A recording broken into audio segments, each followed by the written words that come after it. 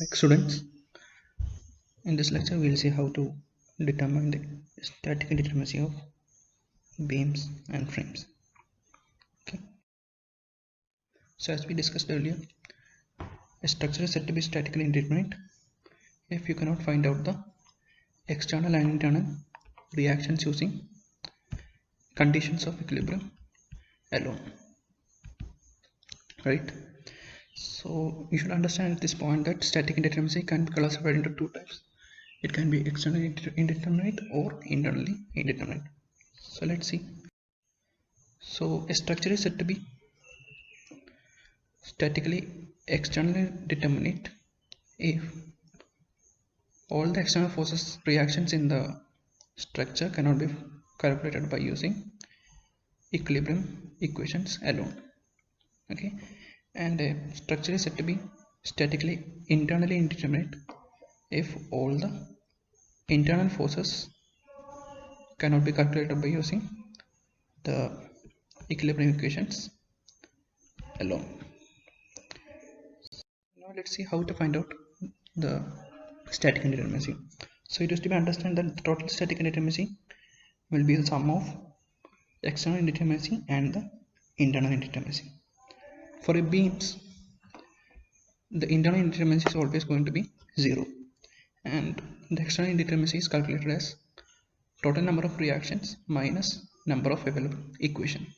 So you can say that external indeterminacy DSE is equal to R minus 3 minus EC, where R is the number of reactions, 3 is the number of available equation of equilibrium, which is sigma fx equal to 0, sigma phi equal to 0, and sigma m equal to 0.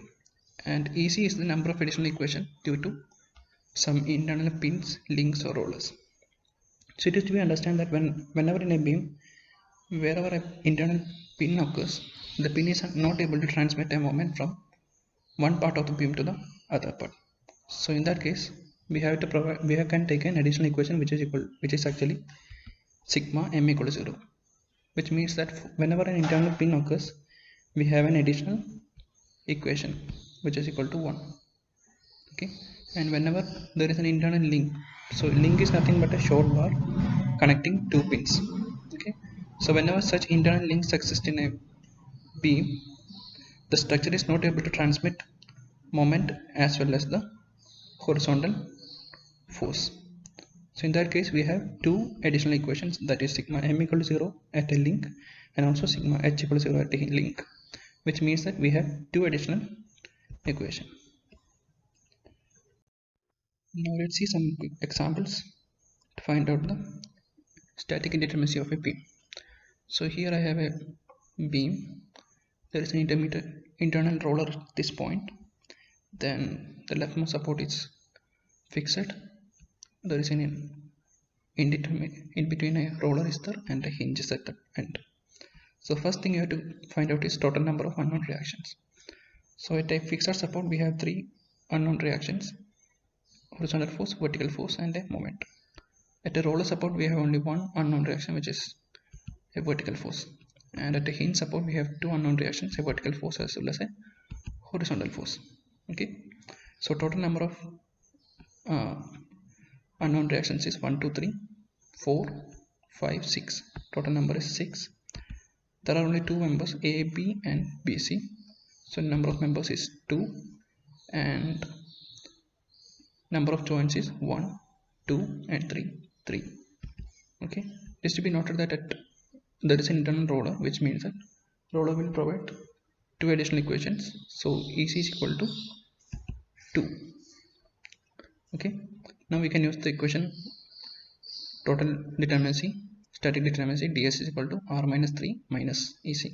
R is 6, minus 3 is number of available equation, and ec is 2, which means that the given structure is indeterminate to 1 degree.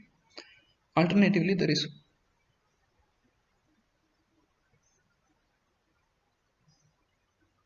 okay.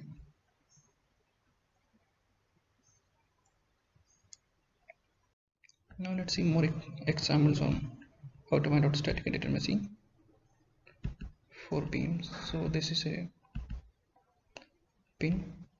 So there are two reaction just sitting here, and this is a hinge. This is a fixed support. So a horizontal reaction, a vertical reaction, and a moment. So total number of reaction is 5 here. 5 minus 3 is 2. There is no internal hinges or internal links, so EC is equal to 0.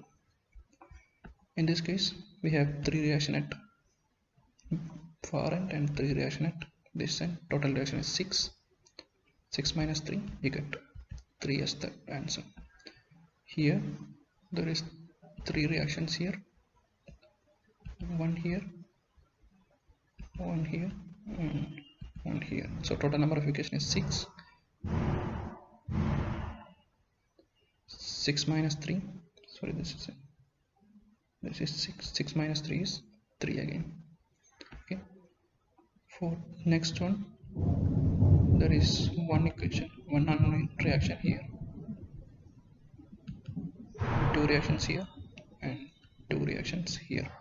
So total 5 unknown reactions, 5 minus 3, and also there is a pin here, which means that EC is equal to 1 here. So we substitute EC equal to 1 here. So we get ds is equal to 5 minus 3 minus 1 equal to 1. The last problem, we have a link here, which means that EC is equal to T4, 2 for that particular case. This is a hinge support, which means this is 2. Here the number of unknown reactions is 1. Here number of unknown reactions again 2. So total unknown reaction is 5. 5 minus 3 is 2 minus 2. The total final indeterminacy is 0 in this case. Now let's see how to calculate static indeterminacy for frames. So it is to be understood that total indeterminacy is sum of external indeterminacy and internal indeterminacy.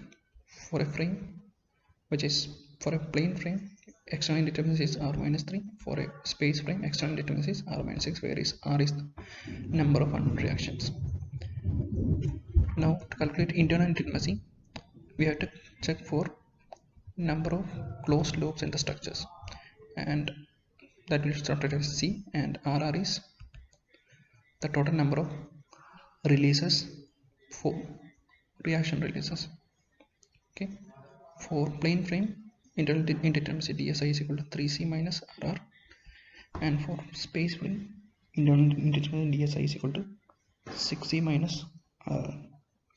So RR can be calculated as summation of number of members meeting at a joint minus 1, where these joints are all the hybrid joints.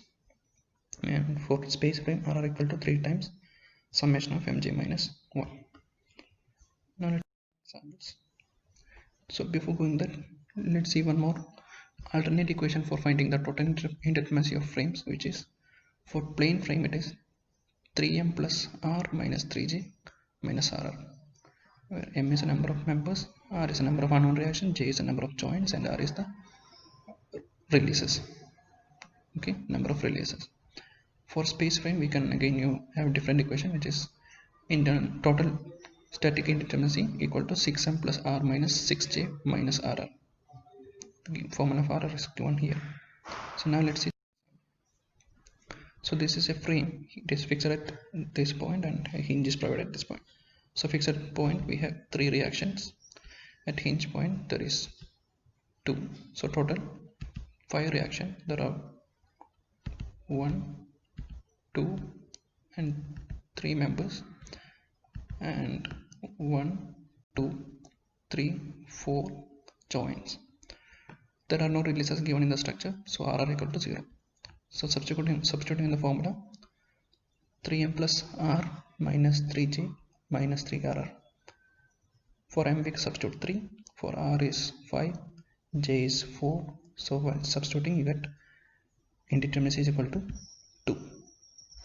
Alternatively, you can use this formula also, where r minus 3 is dsi, internal indeterminacy, and 3c minus rr is external indeterminacy, dse, right? So ds is 5 minus 3 plus 3 into 0 minus 0, which is again 2. Now let's see a modification to this problem. So if there was a pin at this point, okay, in this case from the previous problem it is same, but there is an additional pin joint. In that case there is a release at this point. It can be calculated as number of members meeting at this point is 2, so m is 2, sorry, mj is 2, so 2 minus 1 equal to 1. So rr equal to 1 in this case, which means that we get an additional equation, so that has to be subtracted from the total indeterminacy. So ds is equal to 1 in this case. Okay, now let's see one more example.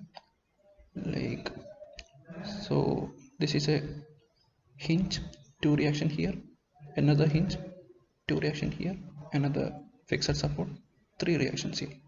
So total number of reaction is 2 plus 2 plus 3, 7.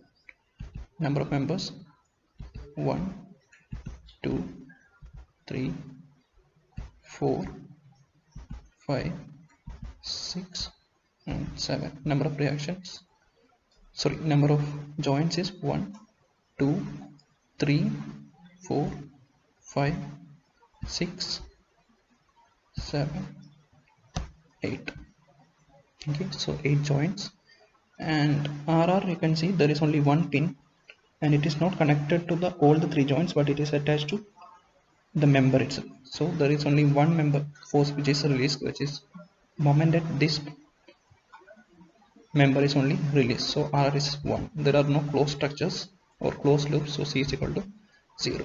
Okay, so using the formula ds equal to 3m plus r minus 3j minus rr, m is 7, r is 7, j is 8 and release is 1. You get ds is equal to 3. Alternatively, using r minus 3 plus 3c minus r, where r minus 3 is internal indeterminacy and 3c plus r is, sorry, r minus 3 is external indeterminacy and 3c minus r here is external indeterminacy. So r minus 3 is 7 minus 3, so external indeterminacy is 7 minus 3, 4, and internal indeterminacy is minus 1. So total ds is 4 minus 1, it is 3. Now let's see an alternate method for this. Like, we can convert, that is called as cantilever tree configuration method. So what we do in this method is we'll convert the structure into independent cantilever configuration by providing some cuts in the structure.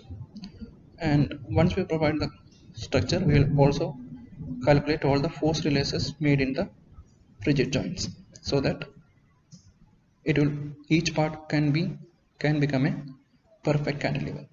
So ds is equal to, and finally we can use the formula ds is equal to 3ct minus all sum of all the releases. Okay, so in this given example, just previous example, we can convert this structure by making 2 cuts into 3 cantilever parts, which is shown here. So we made cut at this point and this point, so total number of cuts is 2. So we get 3 different independent cantilever structures. However, these cantilever structures are not stable at this point because it is a hinge here which can rotate. So in order to make it stable, we have to give an additional moment at this point. So there is an additional force release. So there is additional one force release here. This is another hinge, so here also one force release has to be provided. So in order to convert this hinge to a fixed support, we have to give a release. The additional one release has provided, and this is a pin joint. In order to make it rigid, we have to provide additional moment here, so that is there also one release is provided. The right hand side third configuration is a perfect cantilever. It is stable also, so there is no requirement of doing anything. Now if you substitute in the equation, you can calculate ds is equal to 3ct minus releases, where ds is equal to 3 into 2 minus, so 2 cuts are there, so 3 into 2, and releases are 1 from this configuration and 1 plus 1 from second configuration and 0 from third configuration. So total answer is again ds is equal to. This is another problem. Like here we can specialize is that here there is a closed loop, which means that c is equal to 1 in this case. Okay, total reactions is 3 and 3. Number of members and number of joints you can calculate, substitute in the equation and find out the ds. Okay, only thing not to be noted is here we have a closed loop, so c should be taken as 1. The same problem can be approached using cantilever tree analogy also. So in order to convert it to two independent configuration, we made cuts at this point and this point.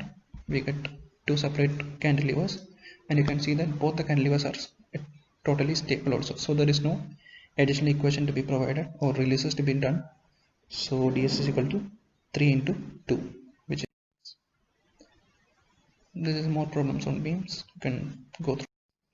Okay, finally for three-dimensional frames we can use the formula ds is equal to 6m plus r minus 6j minus ec, or alternatively you can use formula r minus 6 plus 3c minus ec.